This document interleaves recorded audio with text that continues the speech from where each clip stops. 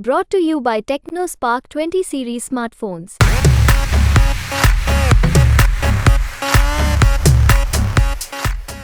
मंच पर आसीन हमारी साथ राज्यसभा की सांसद फौजिया जी और आज इतनी बड़ी तादाद में, इतनी बड़ी संख्या में आपकी मौजूदगी देखकर मोदी को भी पता चल गया है कि शशिकांत शिंदे जी यहां से चुनाव जीत रहे हैं। शशिकांत शिंदे जी यहां से चुनाव जीत रहे हैं। महाराष्ट्र के पूर्व मंत्री भाई सचिन अहिर जी, यहां मौजूद सारे इंडिया गठबंधन के कांग्रेस पार्टी के नेता, एनसीपी के नेता, आम आदमी पार्टी के नेता, अलग अलग दलों के नेता, और आप सबका मैं हृदय से अभिनंदन करता हूं, सर झुका के आपको नमन करता हूं कि इतनी बड़ी तादाद में आप इकट्ठा हो गए। भाइयों और बहनों, मेरा मन भावुक हो गया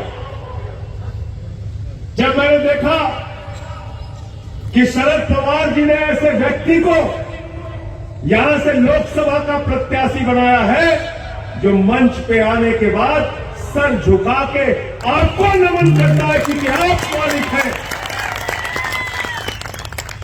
एक तरफ शशिकांत शिंदे जी हैं जो आपको नमन करते हैं, और दूसरे तरफ उदयन जी है जो चाहते हैं कि उनको आप नमन कीजिए। बताओ किसका साथ हो गया? बताओ किसका साथ हो गया? और दूसरा, मैं इस कारण से भी आया, शरद पवार जी की उम्र 84 साल की अवस्था है, लेकिन मैं इनके बहादुरी को, इनके परिश्रम को, इनकी मेहनत को नमन करता हूं कि मोदी की तानाशाही के खिलाफ लड़ रहे हैं, जा रहे हैं हर जगह।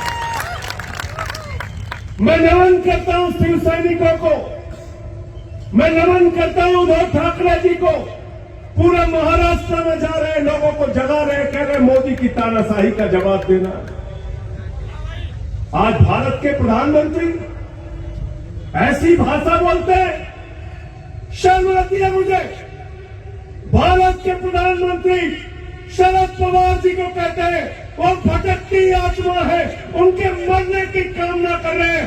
मैं महाराष्ट्र के लोगों को कहना चाहता हूं, इनकी जबान पे जब्त कराओ, तब इनको समझ में आएगा शरद पवार क्या है। बताओ, जवाब देना चाहते हो कि नहीं देना चाहते हो? हाथ उठा के बताओ। जिसने आपके नेता का अपमान किया, 84 साल की अवस्था में जो अपनी तानाशाही के खिलाफ कर रहा है, उसको भारत के प्रधानमंत्री भटकती आत्मा कह रहे, भटकती आत्मा कह रहे। आप शरद पवार जी के मरने की कामना कर रहे हैं, शर्म नहीं आती प्रधानमंत्री जी? मैं कहना चाहता हूं, भारत के प्रधानमंत्री की भाषा एक सुरक्षा भाषा है, ये प्रधानमंत्री की भाषा नहीं है। इज्जत से बात कीजिए, तमीज से नाम लीजिए।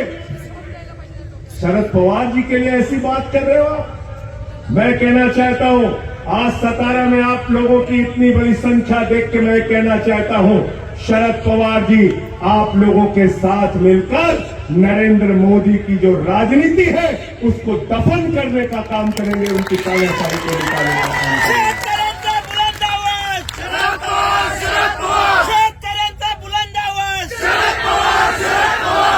पिछले चुनाव का वो वीडियो आज भी उत्तर प्रदेश और बिहार के गांवों में भी लोग देखते हैं। पिछले चुनाव का वो वीडियो आज भी यूपी के, बिहार के, राजस्थान के, हरियाणा के लोग अपने मोबाइल में देखते हैं कि बारिश हो रही थी और शरद पवार जी भाषण दे रहे थे आप लोगों के बीच में अपनी बात कर रहे थे। पाटिल साहब, यही मैदान था, यही मैदान था, यही मैदान था, यही मैदान था कि नहीं था? और आपने महाराजा जी को हरा दिया था। इस बार भी हराओगे ना? मुझे पता चल गया कि महाराज जी हारने वाले हैं।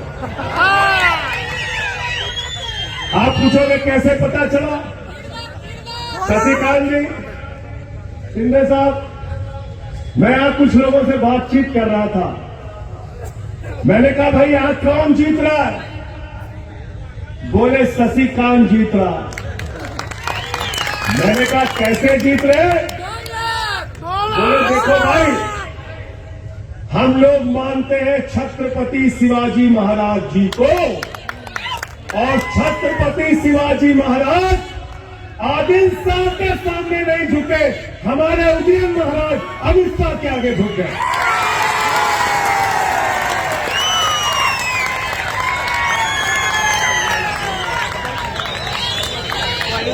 गलत तो नहीं कह रहा हूं, गलत तो नहीं कह रहा हूं।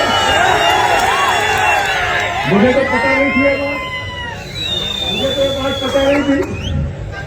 यहाँ गृह मंत्री जी आपके महाराष्ट्र के अनिल देशमुख भाई बैठे हैं, बहादुर इंसान है, तालियां बजाइए इनके लिए। 14 झुके नहीं। ऐसे बहादुर लोगों की जरूरत है महाराष्ट्र को। आप बताइए, उस आदमी की बात सुन के मैं हैरान हो गया। कहता है छत्रपति साहू जी महाराज जी आदिल शाह के आगे नहीं झुके, हमारे उदयन महाराज अमित शाह के आगे झुके। मैंने कहा हुआ क्या, क्यों आप इतना दुखी हैं? अरे बोले टिकट के लिए 5 दिन अमित शाह से मिल नहीं पाए दिल्ली में। ऐसा हुआ है क्या? ऐसा हुआ ना? ऐसा हुआ ना? ऐसा हुआ। फिर मैं आपसे कहना चाहता हूं कि जिन लोगों ने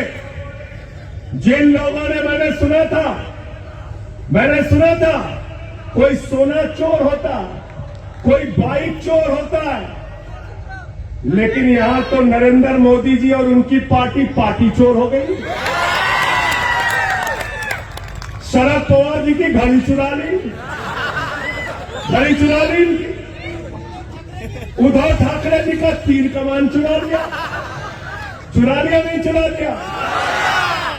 उद्धव ठाकरे जी मसाल लेके निकल गए और हर युद्ध के लिए शरद पवार जी आप लोगों के साथ मिलकर महाराष्ट्र के स्वाभिमान के लिए, राष्ट्र के स्वाभिमान के लिए, देश के स्वाभिमान के लिए इस तानाशाह को हटाने के लिए तैयार है।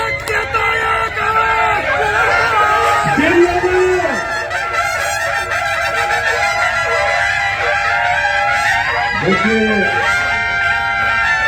तुतारी बज रही है, ये शंखनाद है युद्ध का। जिन लोगों ने बाला साहब ठाकरे और उद्धव ठाकरे जी की तीर कमान चुराई है, जिन लोगों ने शरद पवार जी की घड़ी चुराई है, उनकी जमानतें इस बार जमानतें जब्त करा के 48 की 48 सीटों पे हराने का काम करना। 48 की 48 सीटों पे हराने का काम करना। मुझे तो देख के बड़ी शर्म आ रही थी। मैंने अनिल देशमुख भाई से कहा, मैंने कहा ये क्या हो रहा था आपकी विधानसभा में? बोले क्या? मैंने कहा वहां नारा लग रहा था 50 खोके एकदम ओके, 50 खोके एकदम। जिन लोगों ने अपने आप को बीजेपी के हाथों में बेचने का काम किया है, उनको इस बार चुनाव में आप हराने का काम करना, उनको जवाब देने का काम करना। क्योंकि हम छत्रपति शिवाजी महाराज की धरती पे खड़े हैं और छत्रपति शिवाजी महाराज का एक सबसे बड़ा संदेश है जो पूरे हिंदुस्तान को वो देते हैं, पूरे महाराष्ट्र को देते हैं। वो संदेश है गद्दारों को माफी नहीं। गद्दारों को माफ करोगे क्या? नहीं। गद्दारों को माफ करोगे क्या? नहीं। गद्दारों को माफ मत करना और मोदी जी के चक्कर में बिल्कुल मत पड़ना भाई। मोदी जी के चक्कर में बिल्कुल मत पड़ना। इस देश की जनता को बहुत ठगा मोदी जी ने। मोदी जी के बारे में मैं तो एक ही बात कहता हूं, गंजे को भी कंघी बेच सकते हैं मोदी जी। इतना बड़ा झूठा प्रधानमंत्री मैंने आज तक इस धरती पर देखा ही नहीं। क्या बोले भाई और बहनों, 2 करोड़ नौकरी हर साल देंगे। 20 करोड़ नौकरी मिल गई क्या? कहने लगे किसानों की आमदनी 2 गुना करेंगे। 15 अगस्त 2022 तक सबको पक्का मकान देंगे। इतना काला धन लाएंगे, इतना काला धन लाएंगे कि हर आदमी के खाते में कितना जमा हो जाएगा सबको याद है, कोई भूला नहीं है। 15 पैसे नहीं मिले, सबको धोखा देने का काम किया। तो इस देश के नौजवान कह रहे हैं, मैं इस देश का नौजवान हूं, मैं कह रहा हूं मोदी की गारंटी की कोई गारंटी नहीं है। हमारी माताएं बहनें कह रही हैं, मोदी की गारंटी की कोई गारंटी। हमारे किसान कह रहे हैं, मोदी की गारंटी की कोई गारंटी। क्या करें? 400 पार, 400 पार, 400 पार। जिसे पत्रकारों ने कहा संजय सिंह जी, मोदी जी कह रहे हैं 400 पार। मैंने कहा वो 600 पार भी कह सकते, 600 पार कह सकते हैं। बोले नहीं आप तंज कर रहे हैं। मैंने कहा नहीं, हम भारत का चुनाव लड़ रहे हैं, वो अखंड भारत का चुनाव लड़ रहे हैं। उनकी कुछ सीट पाकिस्तान से भी आएगी, कुछ बांग्लादेश से आएगी, कुछ श्रीलंका से आएगी, कुछ नेपाल से आएगी, जो बची रहेगी वो अफगानिस्तान से आएगी। पता है कि नहीं पता आपको? तालिबान को 200 करोड़ रुपए दिया प्रधानमंत्री ने, 200 करोड़। पता है आपको? 50,000 टन अनाज दिया है, गेहूं दिया है, 20,000 टन गेहूं दिया 2 बार में। और आपसे कहते हैं आपकी संपत्ति ये लेके भाग जाएगा, आपकी संपत्ति वो लेके भाग जाएगा। झूठ बोलने का काम करते हैं। 15 लाख करोड़ रुपए पूंजीपतियों का माफ किया प्रधानमंत्री जी ने। प्रधानमंत्री जी के सबसे करीबी नीरव मोदी, मेहुल चौकसी 20,000 करोड़ लेके भाग गए। विजय माल्या 10,000 करोड़ लेके भाग गया। नितिन संदेशा 6,000 करोड़ लेके भाग गया। ललित मोदी 3,000 करोड़ लेके भाग गया। अरे तुम्हारे दोस्त हिंदुस्तान के बैंकों को लूट कर भाग रहे हैं, देश की जनता की संपत्ति लूट रहे हैं। प्रधानमंत्री जी हमसे झूठ मत बोलो। आपकी एक ही गारंटी है, झूठ बोलने की गारंटी। मोदी की गारंटी क्या है? झूठ बोलने की। इसीलिए इसका नाम मैंने रख दिया भारतीय झूठा पार्टी। भारतीय झूठा पार्टी, झूठ बोलने वालों की पार्टी।